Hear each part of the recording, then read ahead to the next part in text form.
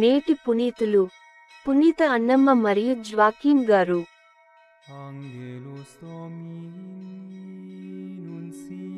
ప్రభు, నీవు మాతో చేసిన నిబంధనమును స్మరించుకునుము, దానిని రద్దు చేయకుము.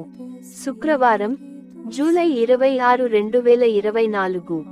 మొదటి పఠనం యెర్మీయా గ్రంథము 3వ అధ్యాయం 14 నుండి 17 వచనాలు.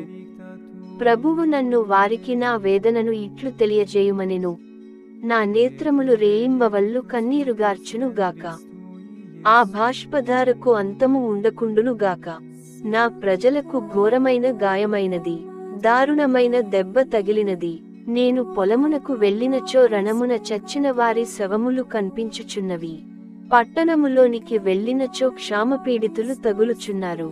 ప్రవక్తలును యాజకులును తమ పని తాము చేయుచున్నారు, కాని వారేమి చేయుచున్నారో వారికే తెలియదు.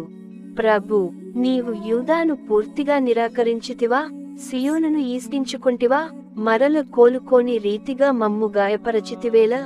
మేము క్షేమమును ఆశించితిమి, కాని ఫలితము కలుగలేదు. ఆరోగ్యము సిద్ధించుననుకొంటిమి, కాని భీతి వాటిల్లెను. ప్రభు, మేము నీకు ద్రోహముగా పాపము చేసితిమి.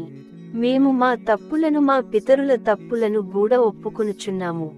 నీవు నీ ప్రమాణములను జ్ఞప్తికి తెచ్చుకునుము, మమ్ము చేయి విడువకుము. నీ మహిమాన్వితమైన సింహాసనమునకు అవమానము వాటిల్ల నీయకుము.